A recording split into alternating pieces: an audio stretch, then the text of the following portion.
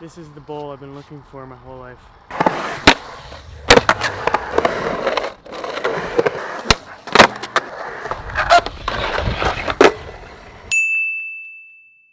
Hi, I'm Andy Anderson from Vancouver, Canada. I've been skateboarding for 19 years. I've been skating since 2000. And yeah, today we're gonna do as many tricks as I can think of. And that's a lot. And they're gonna come with explanations of why, maybe how, but definitely why I'm doing them. Because there's a story behind every trick. Man, this park is sick. Dude, there's so much stuff here. I cannot wait. There's so many different kinds of obstacles. We're just gonna make it happen. So you've never skated here before? No, I've never skated here before, and I'm stoked. I haven't even seen the whole park yet. Well, and I can just tell that I'm gonna love it. I brought my freestyle board too. As you can see, it's still experimental. It's not the final product, but there's definitely some tricks for that board later. Okay, dude, let's roll around this park. We got the tiny quarter pipe handrail, kind of a pole jam handrail. Oh my god.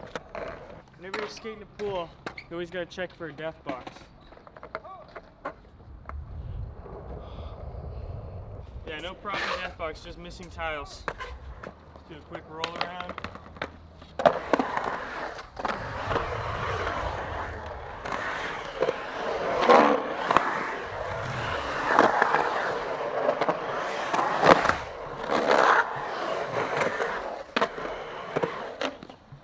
Yeah, that's fun.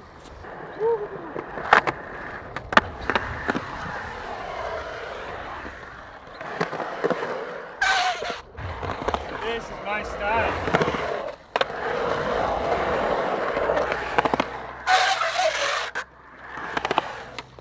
This is perfect. This is the bowl I've been looking for my whole life. Okay, now we're gonna check out that other bowl over there. Wow.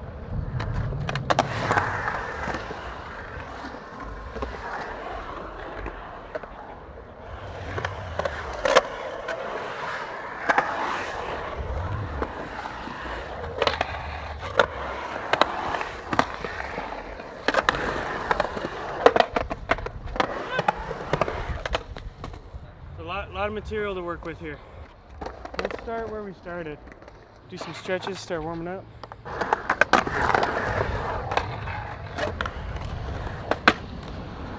Yeah, this is my mom. It's my mom, we drove down together. Pretty cool. Say hi, Mom. Hi, Mom. You know you say that on camera? Hi, Mom. But literally. Huh? Okay. This is great. Okay, I'm gonna do some stretches. So like, what are your top stretches that you feel like you need to get through? Like, how long is your warm up usually before you skate? If I'm doing it properly, like 20 minutes. Like, one thing my dad taught me when I was a kid was just to stretch like literally every limb. Like, if you don't know any stretches, you just start at the small ones. You're like, okay, you just stretch out all your fingers and your wrists and then your elbows. That's like basic if you know nothing. The most important stretch that I do is sun salutation. It's like you do it with your breathing and stuff, and it stretches all of the like vertical laying muscles and tendons in your body. I have to empty my pockets for the most part. Got my car key, got my pen, got a hard-boiled egg from the hotel, got those AirPods, some chapstick, one, got my cell phone, handy-dandy wallet, and best thing of all, brand new notebook. Oh, and then the last thing I'm gonna pull out of my pocket is perhaps the weirdest thing. I like to collect like broken zippers and just like little fixtures and stuff. And I found this one at Plaza on the ground. And my friend's like, bro, I found that the other day. But then I picked it up and my homie was like, yo, sick.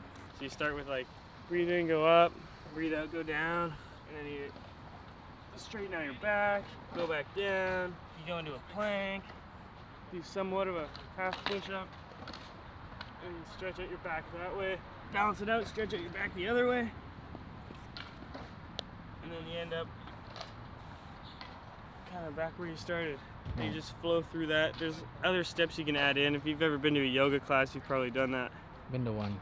I died.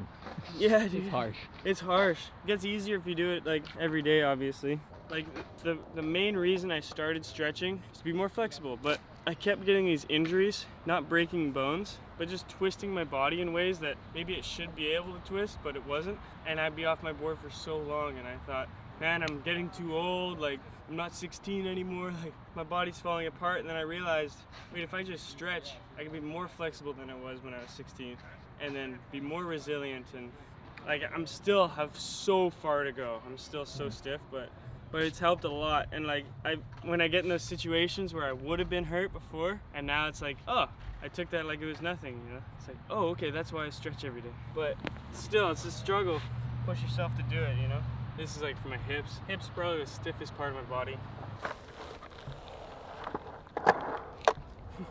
Sorry to, oh, I totally missed this whole section. Wow.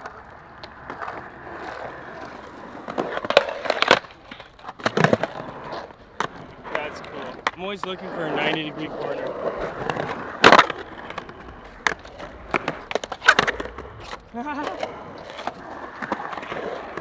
Okay, let's get over that ball. Whoops. I'm trying to think about where to start here. Oh, I'd start with rock and rolls. So backside rock and roll, as far as I'm concerned, was originally done on a rock. But what's important to know about it is it was one of the first over-the-lip tricks on a skateboard.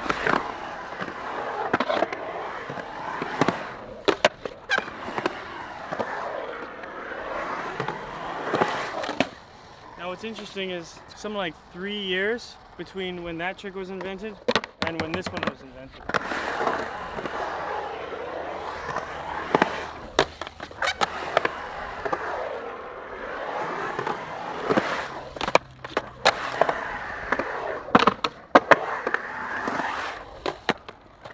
Like a 3-year gap between backside and frontside.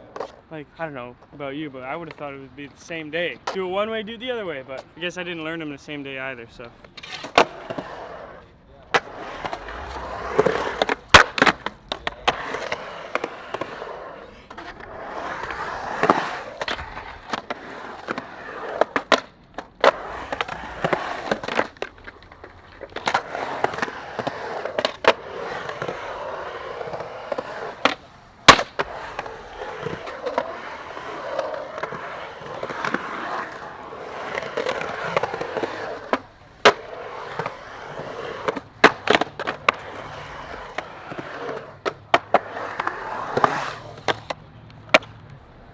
Okay, trying to think here. So I love this freestyle trick here.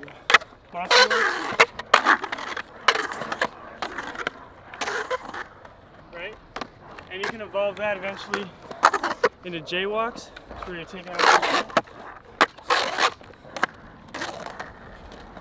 But then you bring it into the bowl here. You got this mini bowl. This is perfect for this trick.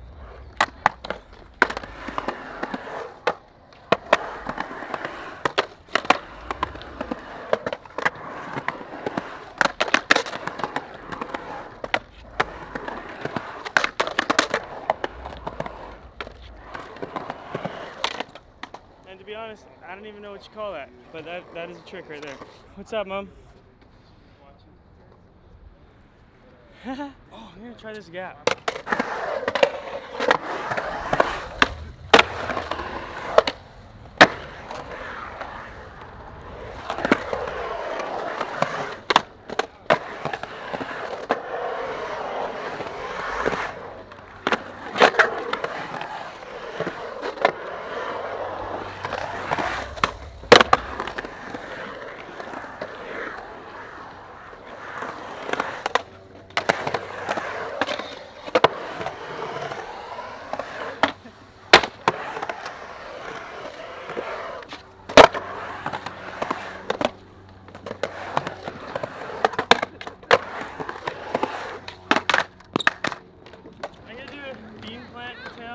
Okay. And then I'll do the Madonna, kind of like the evolution of it.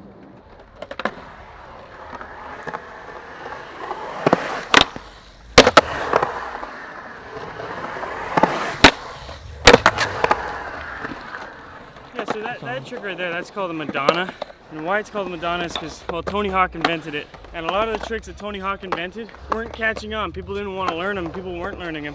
And that frustrated him. He was like, man, I want people to do the tricks that I'm doing. What do I have to do? And his friend's like, well, you got to name it something trendy. And at that time it was Madonna. So that's how that goes. That's how tricks get their name. But okay. Footplants are a great place to start actually, because there's so many directions you can go with footplants, and it's insane how crazy and creative you can get. So I'll just try to think of as many footplants as I can. Yeah. And then we'll do some ledge stuff. There's not too many rails here, but yeah, other than that, we got it. All right. Sick.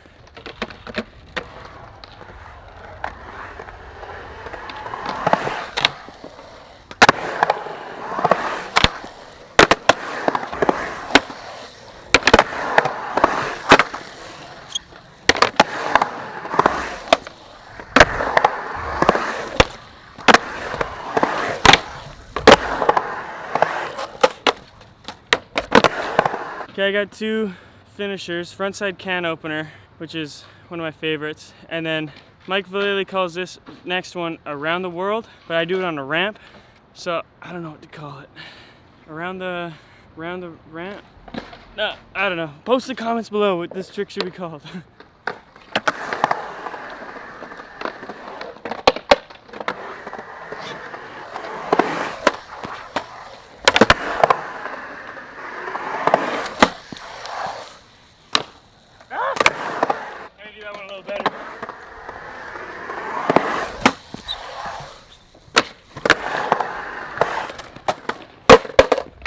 One thing that's so interesting about footplants is you can progress it. What you don't want to do when you're footplanting is what they call a coffee break. The coffee break looks like this. I'm up in my sweeper, I'm trying to get my tail in the right spot, and I just drink some coffee while I'm up here and then just jump in. You want it to be fast, but this coffee break allows for a level of progression. You can get comfortable with it, comfortable getting into it, comfortable getting out of it before you fully commit. Like in air, if you're coffee breaking, you're dying. There's no stopping. So it's a technique to eliminate that, but that's definitely how you start, you know? Yeah, those are a lot of footplants. It's good, lots to learn. And the only way I learn these tricks is by seeing someone else doing it on video. So, yeah, okay, that's some footplants. You know what I'm thinking? We got some bowl tricks, we should move on to another obstacle, come back to the bowl. Yeah, I think you're right. I'm gonna just test out this wall ride, see what it feels like.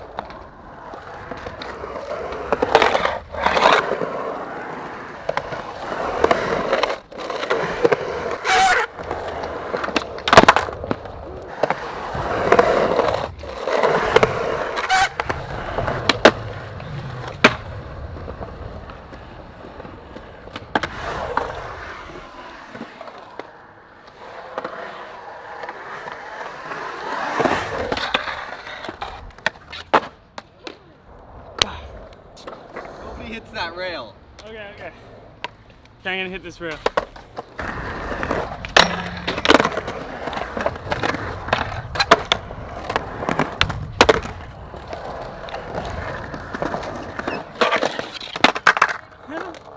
Front Foot Impossible, this gap. Right.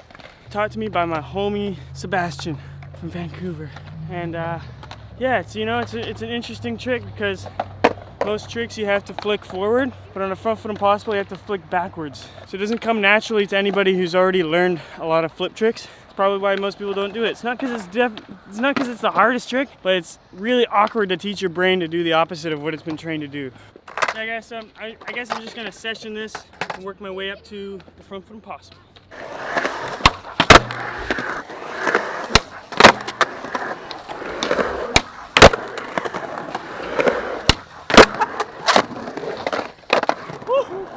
Okay, front foot, first try.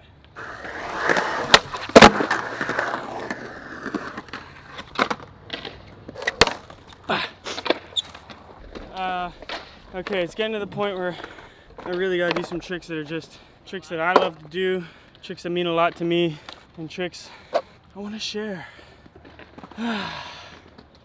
Okay, let's get this.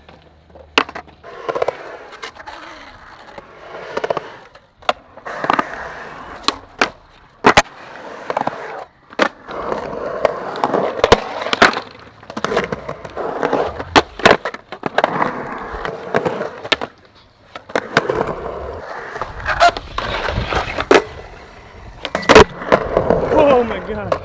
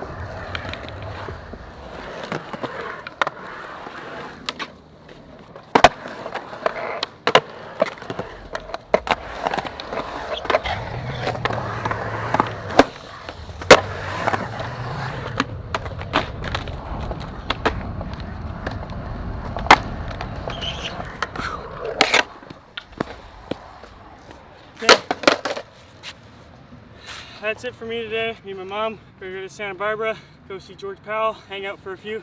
Thank you so much, guys. Hope you enjoyed the video and hope you got some new tricks to try. Hey, so I wasn't able to ride this board for you guys today. Hopefully in the next video, you'll see me riding this and maybe it won't have any experimental stickers on it and it'll be finished product. But for now, this is something I'm super excited to tell you guys about. As you can see, it's experimental. Nothing on here is final product except for the trucks. But these wheels, 95, I don't know if that's the hardness or the model number. This is a freestyle setup that I've been working on with Powell. What's so special about these wheels here, these are freestyle wheels. What makes freestyle wheels special? And if you know Mike Osterman, you might already know this, but freestyle wheels. See these regular wheels? You can see the axle sticking out. But these freestyle wheels, they cover it up. There's no way of hitting it. So when you do your primos, instead of balancing between here and your axle, you can balance between here and the edge of your wheel, which provides a larger space. The other thing, this distance compared to the width of the board is more similar. So this is what a freestyle board is about, is making primos and that kind of trick easier. When you do your pogos, it's nice and low. And let's say you want to learn how to carousel, it's like a quicker, faster movement. One thing that's super specific about these wheels though is you can do coconut wheeling, which is when you're riding like that. Now, if I have regular wheels, your axles hit, and the only way you can slide it is if the surface is really slippery. With freestyle wheels, you can take you down a rough road. It's crazy. So, yeah, coming soon. I don't know when. Just letting you know. If you didn't know that, yeah. See you later. Peace out. Boom, boom, boom. Let's do it.